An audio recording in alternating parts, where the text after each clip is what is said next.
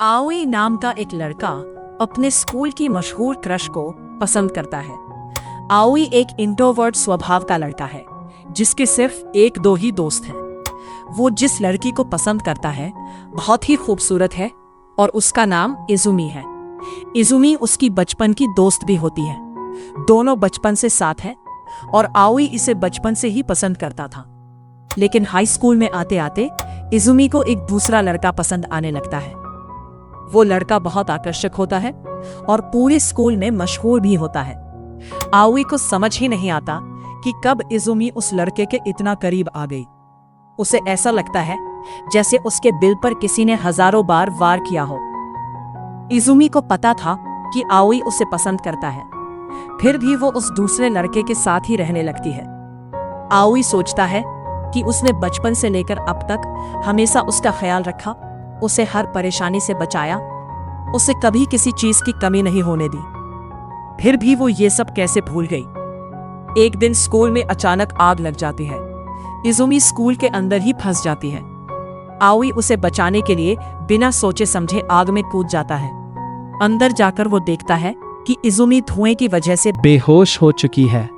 तभी उसके ऊपर एक खंभा गिर जाता है। किसी तरह वो खुद को खंभे के नीचे से निकालता है। इस दौरान उसकी पीठ बुरी तरह जल जाती है और खून भी बहने लगता है। उसकी पीठ पर एक गहरा निशान पड़ जाता है। फिर भी वो हिम्मत नहीं हारता और किसी तरह इजुमी को बाहर ले आता है। जैसे ही वो बाहर पहुंचता है, ज्यादा खून बह जाने और धुएं की वजह से वो बेहोश हो जाता है। बेहोश होने से पहले उसे अपने दोस्त की आवाज़ सुनाई देती है, इसे जल्दी अस्पताल ले जाओ, नहीं तो ये मर जाएगा। इसके बाद उसकी आंखों के सामने अंधेरा छा जाता है। वो 2-3 दिन तक अस्पताल में बेहोश रहता है। दूसरी तरफ इजुमी का बॉयफ्रेंड झूठ बोलता है कि उसने अपनी जान जोखिम में डालकर इजुमी को बचाया है। वो अपने हाथ के घाव दिखाकर सबको यकीन दिला देता है। असल में सच्चाई ये होती है कि वो पहले ही स्कूल से बाहर आ चुका था और रास्ते में उसे लोहे की पाइप लग गई थी। उसने इजुमी को वहीं मरने के लिए छोड़ दिया था। वो सबको ये भी कहता है कि आओई तो उसे बचाने आया ही नहीं, बल्कि वो अपने दोस्तों से कह रहा था कि जैसे ही इजुमी का बॉयफ्रेंड उसे बचाएगा, वो उसे झूठ साबित कर खुद हीरो बन जाएगा और इजुमी उसे पसंद करने लगेगी। इस तरह वो लड़का सबके सामने आओई के खिलाफ झूठी बातें फैलाता रहता है। 3 दिन तक आओई अस्पताल में रहता है, लेकिन उसके दोस्त के अलावा उसे देखने कोई नहीं आता। हाँ, कोई रोज उसके लिए फल और फूल रख जाता है, लेकिन कभी अंदर नहीं आता। आओई ने उसका चेहरा भी नहीं देखा होता। वो सोचता है कि शायद ये सब इजुमी ही भेज रही है। कुछ दिनों पर आओई अस्पताल से डिस्चार्ज हो जाता है। अगले दिन वो स्कूल की ड्रेस पहनकर स्कूल चला जाता है। स्कूल पहुंचते ही वो देखता है कि हर कोई उसे बुरी नज़र से देख रहा है और उसके बारे में गलत बातें कर रहा है। कोई इतना गिर कैसे सकता है? खुद क्रेडिट लेने के लिए ऐसा झूठ बोल रहा है। आओई को कुछ समझ नहीं आता। तभी उसका दोस्त उसे सारी सच्चाई बताता है कि इजुमी को बचाने का क्रेडिट उसके बॉयफ्रेंड ने ले लिया है और उल्टा आओई को ही गलत साबित कर दिया है। तभी इजुमी उसके सामने आ जाती है। आओई सच बताने की कोशिश करता है, लेकिन वो उसकी एक भी बात नहीं सुनती और पूरे क्लास के सामने उसे थप्पड़ मार देती है।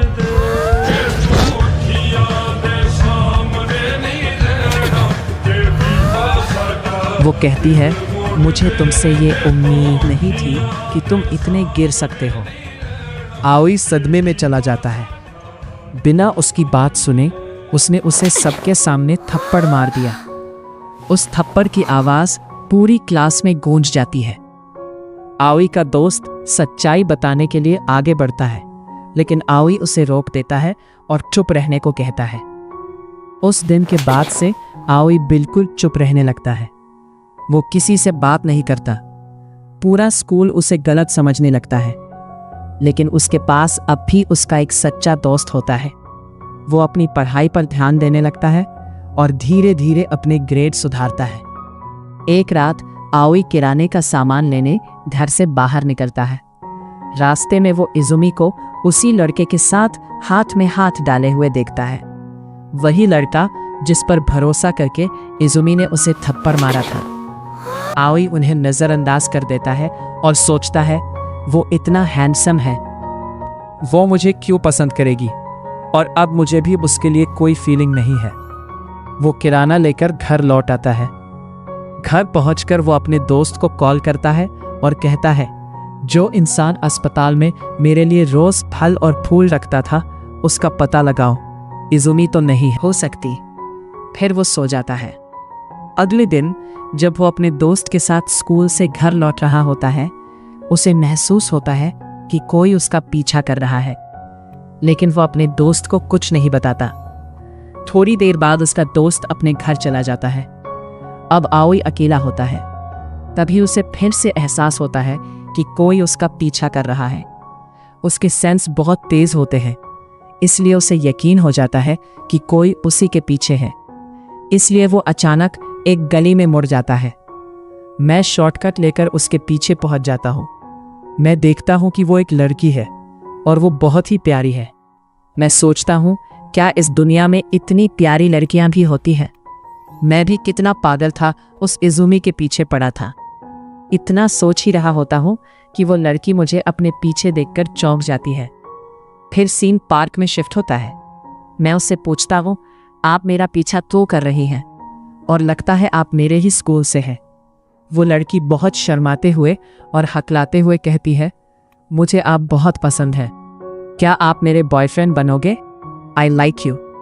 मैं ये सुनकर शॉक हो जाता हूँ। मैं तो इतना हैंडसम भी नहीं हूँ, मेरा ड्रेसिंग सेंस भी बहुत खराब है, और ये तो मुझसे भी अच्छा लड़का डिजर्व करती है। मैं उससे कहता हूँ, मैं इतना हैंडसम भी नहीं हूँ, और स्कूल में मेरा बैकग्राउंड तो आप जानती ही होंगी, आप मुझसे कहीं बेहतर लड़का डिजर्व करती है। वो कहती है, नहीं, मुझे बस आप ही पसंद है, मुझे सिर्फ आप ही चाहिए। मैं पूछता हूँ, आपको मुझ में क्या पसंद आया? वो कहती है, शायद आप भूल गए होंगे, एक बार मेरे पैर में मोच आ गई थी, तब आपने मुझे अपनी गोद में उठाकर घर तक छोड़ा था, तभी से मैं आपको पसंद करती हूँ। आपका नेचर बहुत अच्छा है, और मैं किसी को उसके चेहरे से जज नहीं करती। मैं हैरान होकर कहता हूँ, अच्छा, आप वही लड़की हो? ये तो 6 महीने पुरानी बात है। वो खुश होकर कहती है, मैं आपको ढूंढते ढूंढते इस स्कूल तक आ गई, और आपने भी इसी स्कूल में एडमिशन ले लिया। उसकी बात सुनकर मैं पूरी तरह शॉक हो जाता हूँ। क्या कोई लड़की मुझसे भी प्यार कर सकती है? वो फिर पूछती है, क्या आप मेरे बॉयफ्रेंड बनोगे? मेरे पास कोई जवाब नहीं होता। तभी मेरा दोस्त मुझे उस इंसान की फोटो भेजता है जो मुझे अस्पताल में फल और फूल देने आता था। फोटो देखकर मैं शॉक हो जाता हूँ और सोचता हूँ, ओह, तो ये वही इंसान है, और वो मेरे सामने ही खड़ी है। लेकिन उसे पता नहीं होता कि मुझे सब पता चल गया है। मैं हैरान हूँ कि इतना सब होने के बाद भी वो मुझे उतना ही प्यार करती है। तभी मैं अपना जवाब तय कर लेता हूँ। उसे पता नहीं होता कि मैं उसे आई लाइक यू कहने वाला हूँ। जैसे ही मैं कहता हूँ, वो शॉक हो जाती है और ब्लश करने लगती है। मुझे पता था कि इससे ज्यादा प्यार करने वाली लड़की मुझे कहीं नहीं मिलेगी। मैं भी ब्लश करने लगता हूँ। घर आकर मैं सोचता हूँ, इतनी प्यारी लड़की अब मेरी गर्लफ्रेंड है, और अब मुझे उसके लायक बनना होगा। अगले दिन मैं सुबह सुबह जिम जाता हूँ और अपनी बॉडी पर काम करने लगता हूँ। घर आकर नहाता हूँ, अच्छे कपड़े पहनता हूँ और कहीं निकल जाता हूँ। उस लड़की का नाम सुजुमी सान था, और मैं अपनी पहली डेट पर उसके पास पहुँचता हूँ। जैसे ही मैं उसे देखता हूँ, ऐसा लगता है जैसे मेरी आत्मा शरीर से निकल गई हो। उसके हवा में लहराते बाल और उसके चेहरे की प्यारी मुस्कान, मैं उसकी मुस्कान का इतना दीवाना हो जाता हूँ कि उसके एक मुस्कान के लिए सब कुछ लुटा सकता हूँ। दूसरी तरफ वो भी मुझे देखकर शॉक हो जाती है। मेरे लुक और मुस्कान से वो इम्प्रेस हो जाती है और सोचती है, इससे अच्छा लड़का उसे कहीं नहीं मिलेगा। उसका फैसला बिल्कुल सही था। हम दोनों मॉल की तरफ जाने लगते हैं। रास्ते में लड़कियां मुझे देखकर इम्प्रेस हो रही होती है। कोई कहती है, क्या ये लड़का सिंगल है? कितना हॉट है। दूसरी कहती है, शायद सिंगल ही होगा, देखो दोनों कितनी दूर चल रहे हैं। सुजुमी ये सब नोटिस कर लेती है। मैं धीरे धीरे अपना हाथ उसकी तरफ बढ़ाता हूँ और वो भी अपना हाथ बढ़ाती है। हम दोनों एक दूसरे का हाथ थाम लेते हैं और दोनों के चेहरे लाल हो जाते हैं। फिर हम मॉल में शॉपिंग करते हैं। वो मेरे लिए कपड़े लेती है और मैं भी उसके लिए कुछ लेता हूँ, लेकिन अभी उसे नहीं देता। हम मूवी देखते हैं, लंच करते हैं, कैफे जाते हैं और देखते देखते शाम हो जाती है। सड़क पर सन्नाटा होता है, एक रोमांटिक माहौल बन जाता है।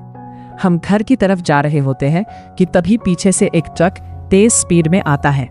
मैं तुरंत सुजुमी का हाथ पकड़कर उसे अपनी तरफ खींच लेता हूँ और अपनी बाहों में ले लेता हूँ।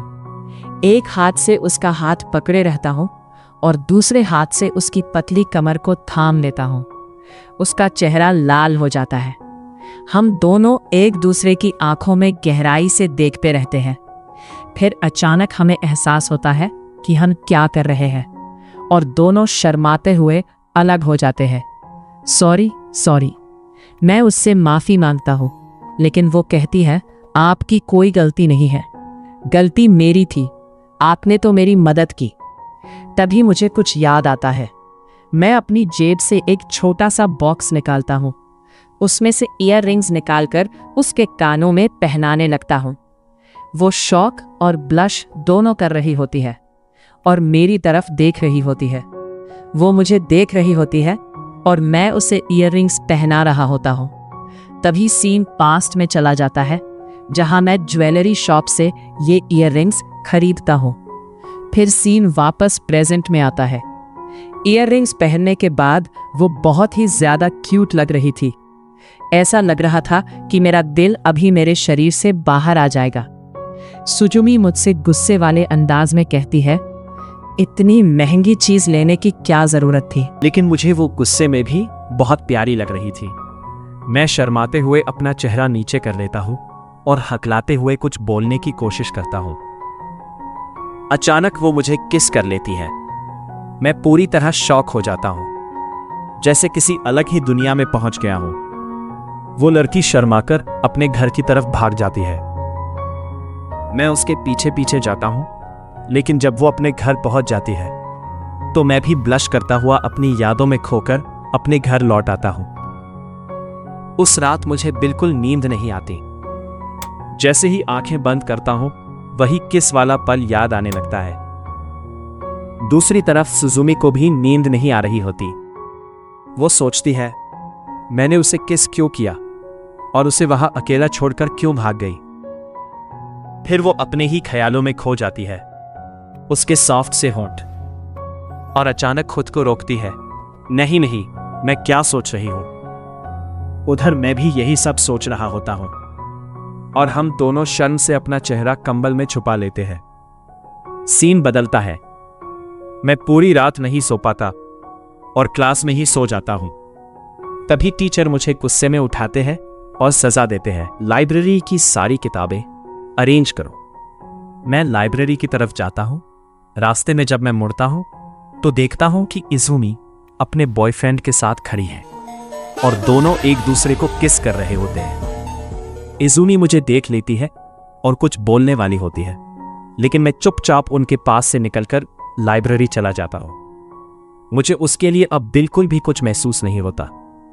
मेरी आंखों में कोई इमोशन न देखकर वो खुद शॉक हो जाती है। मैं लाइब्रेरी पहुंचता हूं और देखता हूं कि सुजुमी भी वहां किताबें अरेंज कर रही है। मैं समझ जाता हूं कि उसे भी वही सजा मिली है। मैं उसके पास जाकर मजाकिया अंदाज में कहता हूं, लगता है आप भी कल पूरी रात नहीं सोए, इसलिए क्लास में ही सो गई और फिर आपको भी सजा मिल गई। वो चौंक कर कहती है, आपको कैसे पता? फिर खुद ही समझ जाती है, रुको, इसका मतलब आपको भी सजा मिली है। हम दोनों शर्म से लाल हो जाते हैं और अपने अपने काम में लग जाते हैं। अचानक एक भारी सी मोटी किताब सुजुमी के ऊपर गिरने वाली होती है। मैं उसे बचाने के लिए आगे बढ़ता हूं, लेकिन उल्टा मैं ही उसके ऊपर गिर जाता हूं और किताब मेरे सिर पर लग जाती है। मैं वहीं बेहोश हो जाता हूं। थोड़ी देर बाद मेरी आंख खुलती है। मैं स्कूल के मेडिकल रूम में होता हूं। मेरे सामने सुजुमी बैठी होती है। मैं फिर से आंखें बंद कर लेता हूं। वो धीरे से कहती है, ये सब मेरी वजह से हुआ, और इमोशनल होकर मुझे किस कर देती है। फिर मेरे उठने से पहले ही मेरे लिए लंच लेने चली जाती है। मैं बेड पर लेटा हुआ शौक में सोचता हूं, ये क्या था? ये लड़की कितनी क्यूट है। मैं उसकी यादों में खोया होता हूं कि तभी वो मेरे लिए लंच लेकर आ जाती है। मैं आंखें खोलने का नाटक करता हूं। वो पूछती है, आप ठीक तो हो? अब सिर में दर्द तो नहीं हो रहा? मैं मुस्कुराकर कहता हूं, एक किस और दे दो सिर पर, फिर ठीक हो जाएगा। वो शॉक हो जाती है और कहती है, इसका मतलब आप जाग रहे थे, और फिर शर्माकर वहां से भाग जाती है। शाम ढल रही थी। आसमान हल्के नारंगी रंग में रंग चुका था और हवा में एक अजीब सी ठंडक थी। स्कूल की बिल्डिंग के ऊपर खड़ा आओए दूर शहर की टिमटिमाती रोशनियों को देख रहा था। नीचे मैदान में कुछ बच्चे अभी भी खेल रहे थे। उनकी हंसी की आवाज हवा में तैर रही थी, लेकिन आओए के लिए वो सब जैसे बहुत दूर था। उसके हाथ जेब में थे और उसकी आंखें कहीं खोई हुई थी। कभी कभी इंसान भीड़ में रहकर भी अकेला होता है, उसने धीरे से खुद से कहा। उसकी ये आदत बन चुकी थी, अकेले खड़े रहना, सोचते रहना, बिना किसी को कुछ बताएं। पीछे से कदमों की हल्की आहट आई। तुम फिर से यहां खड़े हो? आओए ने बिना मुड़े ही पहचान लिया, सुजुमी। सुजुमी धीरे धीरे उसके पास आकर खड़ी हो गई। उसने आसमान की तरफ देखा, फिर आओए की तरफ। तुम्हें पता है, हर दिन तुम्हें यहां अकेले खड़े देखना अब मेरी आदत बन गई है। आओई ने हल्का सा हंसने की कोशिश की, और मुझे लगता था कि कोई नोटिस ही नहीं करता। मैं करती हूं, सुजुमी ने तुरंत जवाब दिया। कुछ पल के लिए दोनों के बीच खामोशी छा गई, लेकिन वो खामोशी ऑकवर्ड नहीं थी, उसमें सुकून था। सुजुमी ने धीरे से पूछा, तुम अभी भी उसके बारे में सोचते हो? आओई की आंखें थोड़ी सी बदल गईं। उसने नजरें हटा ली। नहीं, उसने छोटा सा जवाब दिया, लेकिन सुजुमी समझ गई वो सच नहीं था। झूठ बोल रहे हो, उसने धीरे से कहा। आओई ने इस बार उसकी तरफ देखा। उसकी आंखों में हल्का सा दर्द था, लेकिन उसने मुस्कुराने की कोशिश की। अगर मैं कहूं कि नहीं सोचता, तो शायद एक दिन सच में नहीं सोचूंगा, उसने कहा। सुजुमी कुछ पल चुप रही, फिर बोली, और अगर कोई तुम्हें इतना हर्ट करे तो उसे भूलना इतना आसान नहीं होता। आओई ने गहरी सांस ली। भूलना नहीं है, बस खुद को रोकना है, उसने कहा। सुजुमी ने उसकी बात ध्यान से सुनी, फिर धीरे से उसके पास एक कदम और बढ़ी। तो फिर अगर मैं तुम्हारे साथ खड़ी रहूं, तो शायद तुम्हें खुद को रोकने में मदद मिले। आओई थोड़ी देर तक उसे देखता रहा। कोई सिंपैथी नहीं, बस प्योर ऑनेस्टी थी, और शायद यही वो चीज थी जो आओई को सबसे ज्यादा चाहिए थी। तुम क्यों कर रही हो ये सब? उसने पूछा। सुजुमी हल्का सा हंसी। शायद क्योंकि मुझे तुम्हारी ये चुप्पी पसंद नहीं है। आओई ने पहली बार जेन्युइनली स्माइल किया। तुम अजीब हो, उसने कहा, और तुम बहुत बोरिंग हो, सुजुमी ने तुरंत जवाब दिया। दोनों हल्का सा हंस पड़े। हवा थोड़ी तेज हो गई थी। सुजुमी के बाल हवा में उड़ रहे थे। आओई कुछ पल उसे बस देखता रह गया। क्या हुआ? सुजुमी ने पूछा। कुछ नहीं, आओई ने तुरंत नजरें हटा ली, लेकिन उसके दिल की धड़कन थोड़ी तेज हो चुकी थी। अगले दिन क्लास में सब कुछ यूजुअल था। टीचर पढ़ा रहे थे, बच्चे बातें कर रहे थे, लेकिन आओई अपनी कॉपी में कुछ लिख रहा था। वो पढ़ाई नहीं कर रहा था, वो अपने थॉट्स लिख रहा था। क्या सच में कोई इंसान इतना बदल सकता है, या मैं ही बेवकूफ था? तभी उसकी डेस्क पर हल्की सी टैप हुई। उसने ऊपर देखा, सुजुमी थी। तुम नोट्स नहीं लिख रहे? उसने धीरे से कहा। आओई ने कॉपी बंद कर दी। लिख लूंगा बाद में। सुजुमी ने बिना कुछ बोले अपनी नोटबुक, ये लो, बाद में मत कहना कि फेल हो गए, उसने मुस्कुराते हुए कहा। आओई ने नोटबुक ली, लेकिन उसकी नजरें सुजुमी पर ही थीं। तुम हर बार हेल्प क्यों करती हो? उसने पूछा। सुजुमी ने कंधे उचकाए। शायद मुझे तुम्हें परेशान देखना अच्छा नहीं लगता। आओई कुछ बोल नहीं पाया। अब भी लंच ब्रेक में आओई अकेला बैठा था, जैसे हमेशा बैठता था, लेकिन आज सुजुमी उसके पास आकर बैठ गई। आज से तुम अकेले लंच नहीं करोगे, उसने कहा। आओई ने आईब्राउ उठाई। और ये रूल किसने बनाया? मैंने, सुजुमी ने कॉन्फिडेंटली कहा। और अगर मैं ना मानूं? आओई ने पूछा। सुजुमी ने उसकी तरफ देखा। तो मैं फिर भी यही बैठूंगी। आओई हंस पड़ा। तुम सीरियसली अजीब हो, उसने कहा। तुम ऑलरेडी ये बोल चुके हो, सुजुमी ने जवाब दिया। दोनों ने साथ में लंच करना शुरू किया। छोटा सा मोमेंट था, लेकिन आओई के लिए यह बहुत बड़ा चेंज था। उस दिन के बाद आओई की जिंदगी धीरे धीरे बदलने लगी। अब वो अकेला नहीं रहता था।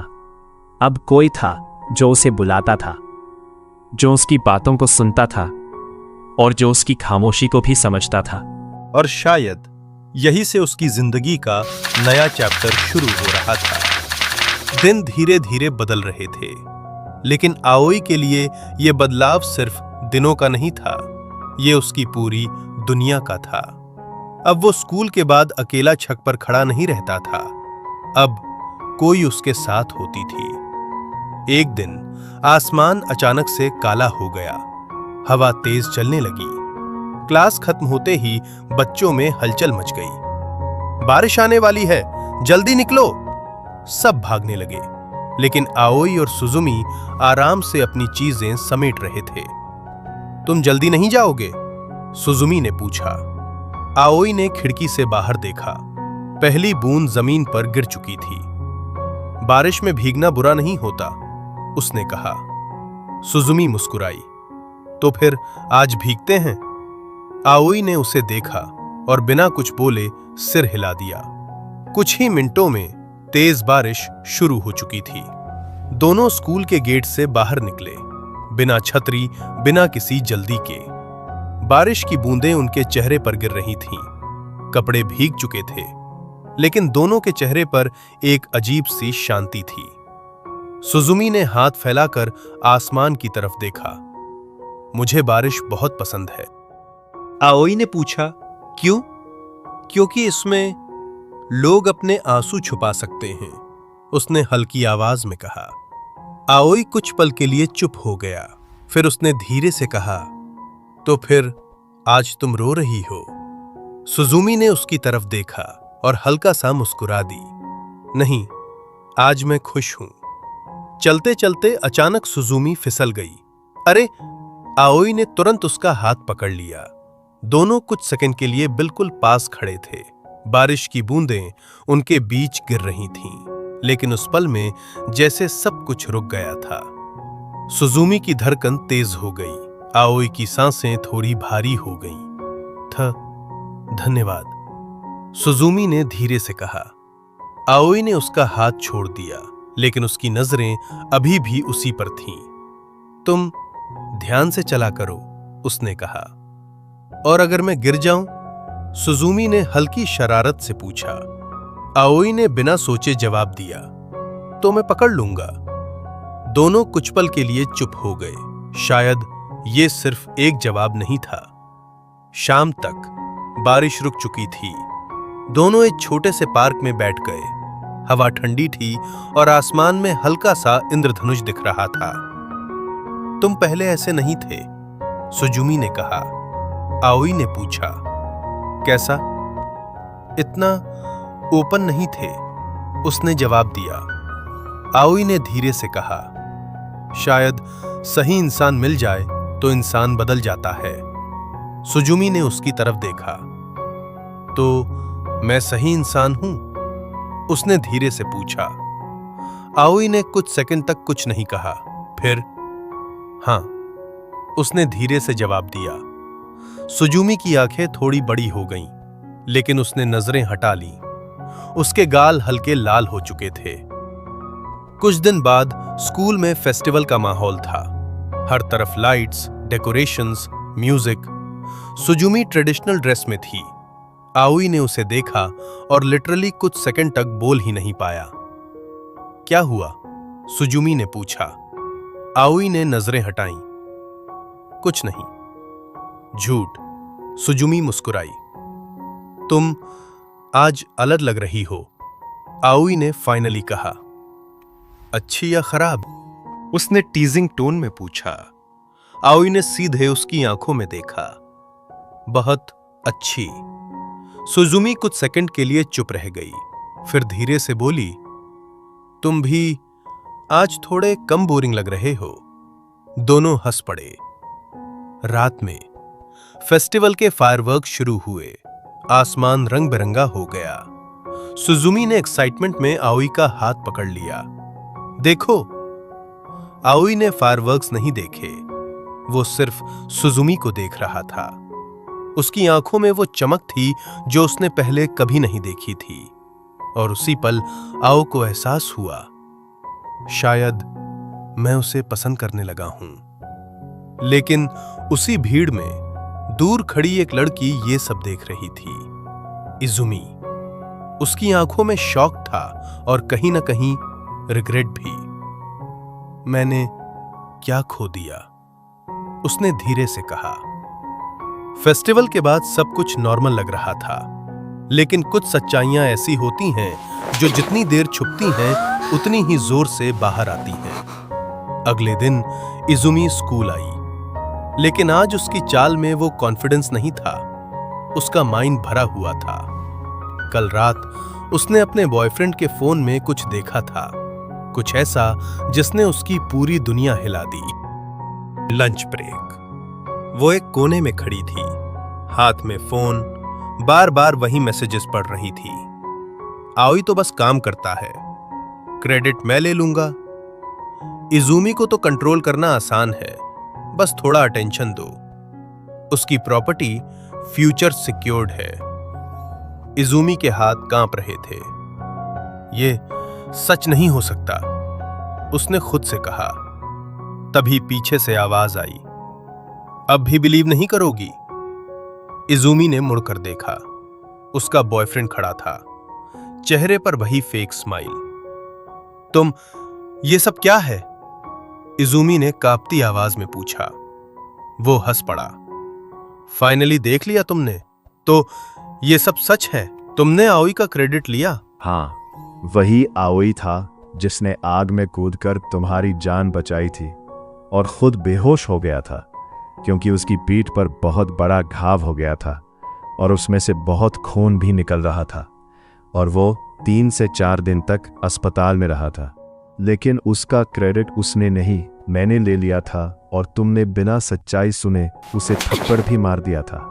ये सब सुनकर सभी स्टूडेंट्स और इजुमी शॉक हो जाते हैं। फिर इजुमी उसे थप्पड़ मार देती है और कहती है, तुम इतना कैसे गिर सकते हो? इजुमी का बॉयफ्रेंड कहता है, यही बात तुमने आओई से भी कही थी। इजुमी डर जाती है और उसके हाथ कांपने लग जाते हैं। इजुमी की आंखों में आंसू आ गए। इजुमी जैसे फ्रीज हो गई। नहीं, उसने धीरे से कहा, और तुमने मुझसे झूठ बोला। उसकी आवाज टूट रही थी। अचानक इजुमी की नजर आओई पर पड़ी। वो शॉक में रह गई। आओई, उसकी आवाज बहुत धीमी थी। वो धीरे धीरे उसकी तरफ आई। हर कदम के साथ उसका गिल्ट बढ़ रहा था। मुझे सच नहीं पता था, मैंने उस पर भरोसा किया। आओई चुप था और मैंने तुम्हें गलत समझा। उसकी आंखों से आंसू लगातार गिर रहे थे। तुम हमेशा मेरे लिए खड़े रहे और मैं तुम्हारे खिलाफ खड़ी हो गई। कुछ सेकंड की खामोशी। आओई ने धीरे से कहा, तुमने सिर्फ मुझे इग्नोर नहीं किया, तुमने मुझ पर भरोसा नहीं किया। यह सुनकर इजुमी का दिल और टूट गया। सुजुमी ये सब देख रही थी। उसका दिल आओई के लिए हैवी था, लेकिन इजुमी के लिए भी सिंपैथी, इजुमी ने धीरे से कहा, एक बार, बस एक बार मुझ पर भरोसा कर लो। आओई ने उसकी तरफ देखा। उसकी आंखों में सच में रिग्रेट था, लेकिन अब बहुत देर हो चुकी है। उसने कामली कहा। इजुमी वहीं रुक गई। उसके पास कहने के लिए कुछ नहीं बचा था। आओई ने सुजुमी की तरफ देखा। इस बार उसकी आंखों में क्लैरिटी थी। उसने सुजुमी का हाथ पकड़ा। इजुमी ने ये देखा और समझ गई, इस बार उसने सच में उसे खो दिया है। शाम वही थी, जगह वही थी, लेकिन इस बार कहानी अलग थी। इजुमी आओई के सामने खड़ी थी। उसकी आंखों में आंसू थे। इजुमी भी आओई को पसंद करती थी, लेकिन अब कुछ नहीं हो सकता। आओई सुजुमी के साथ चला जाता है और इजुमी वही रोती रहती है। लेकिन आओई अब बिल्कुल शांत चिल हो जाता है। अब उसे इजुमी से कोई मतलब नहीं होता।